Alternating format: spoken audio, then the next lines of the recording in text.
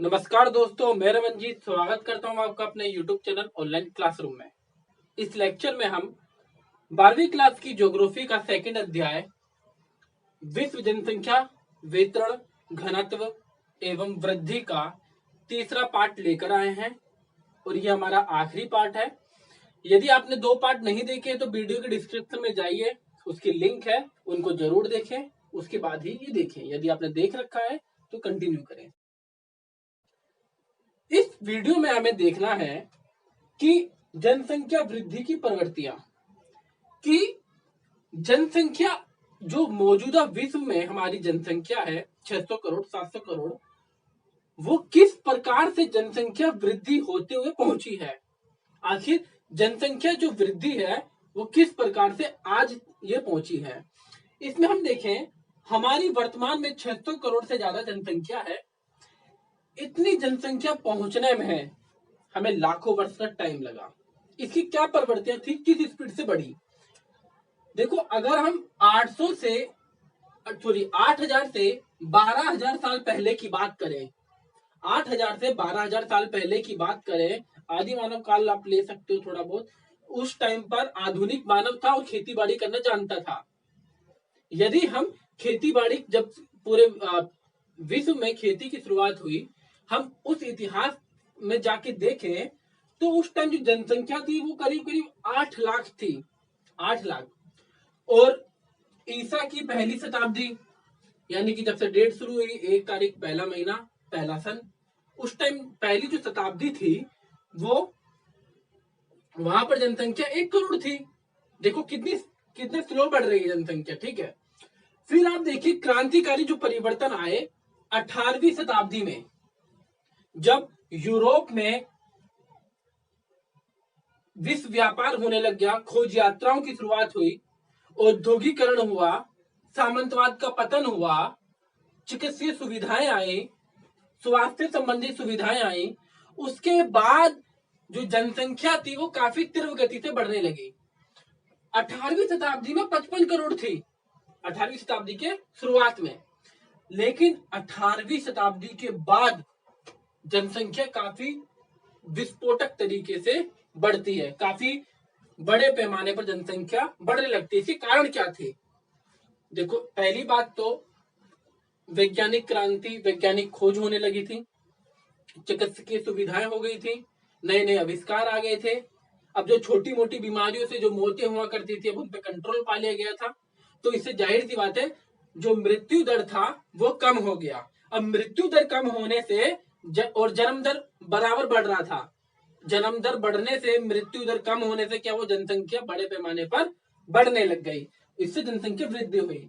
और इस टॉपिक के बाद जो हमारा अगला टॉपिक है, विश्व जनसंख्या दोगुना होने की अवधि, कि मतलब कि जो आज हमारी 600 करोड़ जनसंख्या है, लगभग 600-700 करोड़ जनसंख्या है, उसके हिसाब से विश्व की जनसंख्या दोगुनी कब होगी, या विश्व के अलग अलग देशों की जनसंख्या दोगुनी कब होगी।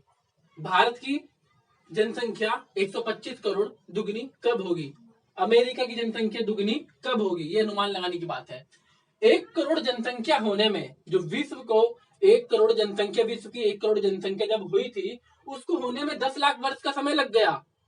लेकिन 5 से 6 अरब होने में मात्र 5 से 6 अरब होने में मात्र, यानी 100 करोड़ की जनसंख्या होने में 12 वर्ष लग गए। मतलब कि आप देखो, यहां भी जनसंख्या स्लो बढ़ रही थी, लेकिन 18वीं शताब्दी के बाद जनसंख्या में तीव्र गति से वृद्धि हुई।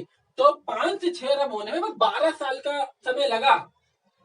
विकसित देश विकासशील देशों की तुलना में अपनी जनसंख्या दोगुना करने में ज्यादा समय ले रहे हैं। यानी कि जो विकासशील देश हैं उनकी जनसंख्या ज्यादा तीव्र गति से बढ़ रही है और वो दोगुनी बहुत जल्द हो जाएगी। और विकसित देश है, उनकी जनसंख्या तीव्र ज्यादा गति से नहीं बढ़ रही, उनकी दोगुना होने में काफी टाइम लगेगा। इसमें हमारी पाठ्य पुस्तक में एक इंडेक्स दे रखा है, उसमें बताया गया है कि कौन सा देश कितने टाइम पर उसकी डबल जनसंख्या हो जाएगी, दोगुनी हो जाएगी और किस स्पीड से बढ़ रही है, वो आप देख लीजिएगा। अगर नहीं समझ में आइएगा कमेंट में आइएगा, कमेंट कर दीजिएगा, फिर हम आपका जवाब दे देंगे। अब बात यह आती है जनसंख्या परिवर्तन के स्थानिक प्रारूप, ठीक है। अब जो जनसंख्या परिवर्तन हो रहा है जनसंख्या बढ़ रहा है, घट रहा है, वृद्धि हो रही है, कम हो रहा है, उसके स्थानिक परिवर्तन अलग अलग देशों में किस प्रकार से है। देखो नॉर्मल सी बात क्या बताई मैंने यहाँ पर, एक आपको एक बात बताया कि विकसित देशों की जनसंख्या कम गति से बढ़ रही है, विकासशील देशों की जनसंख्या ज्यादा गति से बढ़ रही है। ठीक है, तो वही बात यहाँ पर है। विश्व के विभिन्न भागों में जनसंख्या वृद्धि की तुलना की जा सकती है, की जा सकती है। विकसित देशों में वृद्धि कम है और विकासशील देशों में वृद्धि, जनसंख्या वृद्धि ज्यादा हो रही है। ठीक है, बुक में इंडेक्स है, उसे देखिएगा, उसे समझिएगा, समझ में आएगा आपको। ठीक है, अब जो हमारा एक अगला टॉपिक है वो है जनसंख्या परिवर्तन का प्रभाव। अब ये जो जनसंख्या परिवर्तन हो रहा है, जनसंख्या बढ़ रही है, कम हो रही है, इसका प्रभाव क्या है। देखो जनसंख्या कम होगा तो ठीक है, अच्छे तरीके से चलेगा, लेकिन जब जनसंख्या ज्यादा होगा तो क्या होगा। आपको हमने फर्स्ट लेक्चर में बताया था कि जनसंख्या घनत्व है क्या। देखो जनसंख्या घनत्व में क्या होता है कि भूमि के पास एक अपनी सीमित क्षमता होती है कि कुछ लोगों का भरण पोषण कर सके, लेकिन जब जनसंख्या तीव्र गति से बढ़ती है तो वो क्षमता वो कम हो जाती है। तो जाहिर सी बात है संसाधनों का दोहन होगा। जब संसाधन ज्यादा खत्म होंगे, अब सोचिए एक परिवार में 7 लोग हैं और एक परिवार में 2 लोग हैं, तो किसका भरण पोषण ज्यादा अच्छे से होगा, 2 लोगों वाला ज्यादा होगा। ठीक है, विकसित अर्थव्यवस्था के लिए जनसंख्या की अल्प वृद्धि जरूरी है।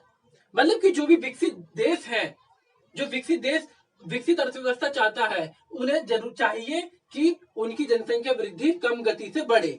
ठीक है, ज्यादा जनसंख्या समस्याओं को उत्पन्न करती है और संसाधनों का खात्मा करती है। ठीक है, समस्याओं को उत्पन्न कैसे करती ज्यादा जनसंख्या, अगर बच्चे ज्यादा होंगे तो उनके ऊपर इन्वेस्टमेंट करना पड़ेगा, शिक्षा की सुविधाएं लाना पड़ेगा, स्वास्थ्य सुविधाएं लाना पड़ेगा। तो ये प्रकार से सरकार के लिए एक प्रकार का बोझ है। मैं बोझ नहीं कह रहा, लेकिन मैं जो फैक्ट है वो बात बता रहा हूँ आपको। जैसे HIV, और अब देखो परिवर्तन और भी हो रहा है, HIV हो गया, TB हो गया, और आज के टाइम पर तो कोरोना हो गया। इन सब चीजें जनसंख्याओं का ह्रास हो रहा है, जनसंख्या का पतन हो रहा है। तो हम कह सकते हैं जनसंख्या परिवर्तन के काफी सारे प्रभाव हैं। अब बात ये आता है नया हमारा कि ये तो हमने देखा जनसंख्या के प्रभाव। एक नया टॉपिक हमारा क्या है, वो है जनसंख्या संक्रमण। जनसंख्या संक्रमण, इसमें आपको नॉर्मली एक चीज छोटा सा चीज समझना है, पहले थोड़ा साफ कर देते हैं। ये जनसंख्या संक्रमण है, इंपोर्टेंट टॉपिक है, 5 नंबर में कई बार पूछ लेता है एग्जामिनर, 5 नंबर में आराम से पूछ लेता है, लेकिन बच्चों को थोड़ा समझ में नहीं आता, थोड़ा लगता है कि ये सिद्धांत है, थ्योरी है, वो नहीं समझ पाएगा। लेकिन बहुत ज्यादा इजी टॉपिक है, बहुत ज्यादा इजी है। कैसा है, इस सिद्धांत का उपयोग किसी क्षेत्र की जनसंख्या के वर्णन व भविष्य के पूर्वानुमान के लिए किया जाता है। देखिए जनसंख्या, जब स्वास्थ्य सुविधाएं नहीं थी, चिकित्सा की सुविधाएं नहीं थी, तो जनसंख्या क्या थी, तीव्र गति से बढ़ रही थी।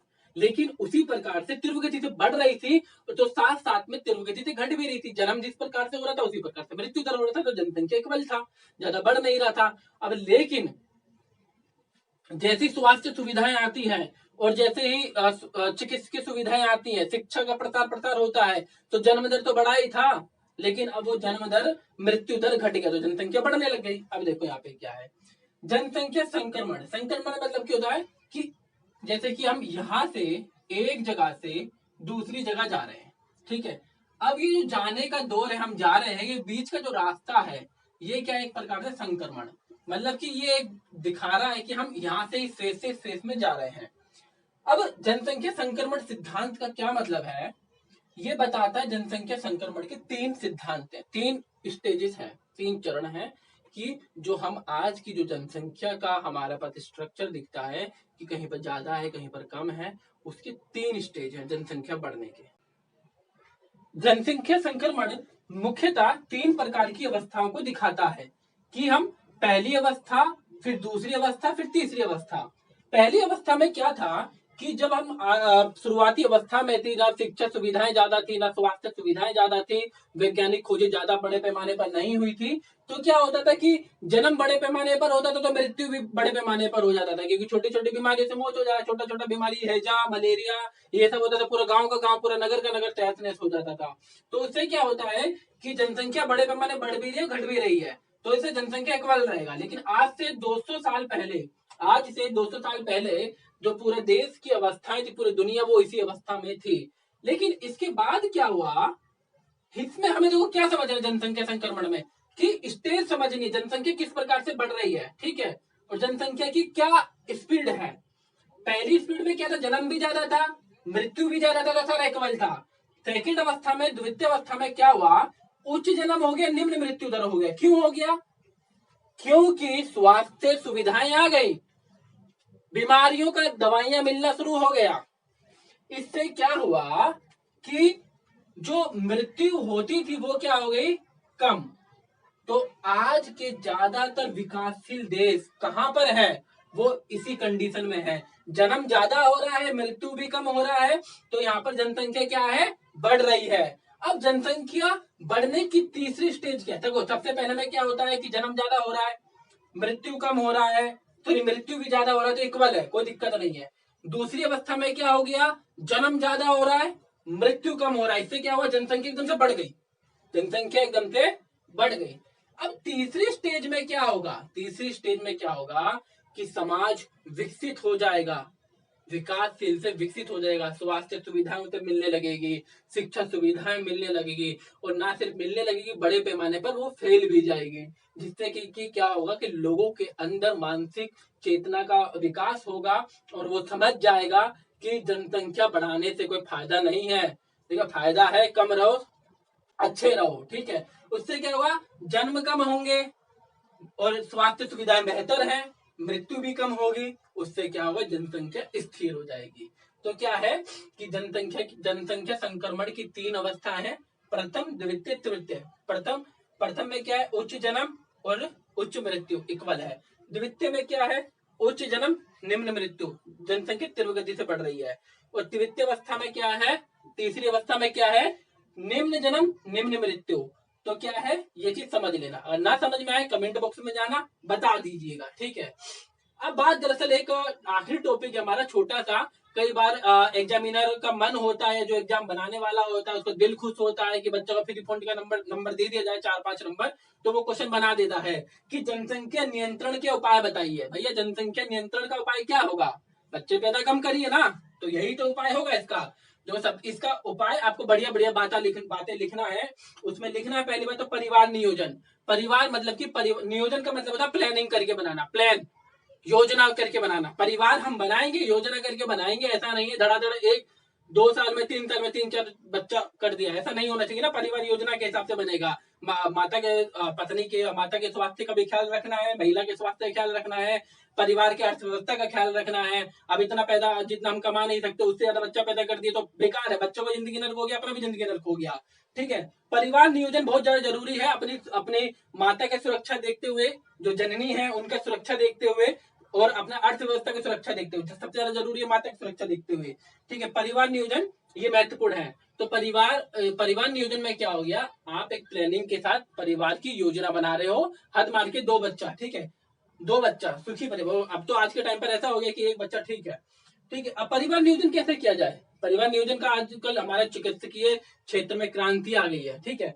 तो कोपर्टी होता है एक, सबसे पहले क्या होता है कि ये कोपर्टी महिलाओं के जननांग में एक कोपर्टी होता है, वो लगाया जाता है जिससे कि बच्चा पैदा करने का स्थिति नहीं होता। दूसरा है कॉन्डम का प्रयोग। कॉन्डम का प्रयोग किया करेंगे तो आप HIV एड्स से ही बचेंगे, और अनचाहे योग से भी रोगों से भी बचेंगे, और साथ साथ में आप अनचाहे गर्भ से भी बचेंगे। इसका प्रयोग करके आप परिवार नियोजन कर सकते हैं। तीसरा है जागरूकता फैलाइए ज्यादा से ज्यादा, कि कम से कम बच्चों को पैदा करिए, ज्यादा बच्चा भीड़ पैदा मत करिए, घर में इतना पैदा करिए जितना आप कमा सकते हो खा सकते हो, ठीक है। और फिर सरकारी नीति, सरकार की कुछ अच्छी नीति बन जाए जिससे कि वो बड़े पैमाने पर पता चले कि बच्चों की जो ज्यादा बच्चे पैदा कर रहे हैं उनको थोड़ा नुकसान करवाइए, जो कम पैदा कर रहे हैं उनको थोड़ा अच्छा करिए। तो ये सारी चीजें हैं जनसंख्या नियंत्रण के उपाय। तो ये आज के लिए सिर्फ और सिर्फ इतना ही था, यही था हमारा दूसरा अध्याय।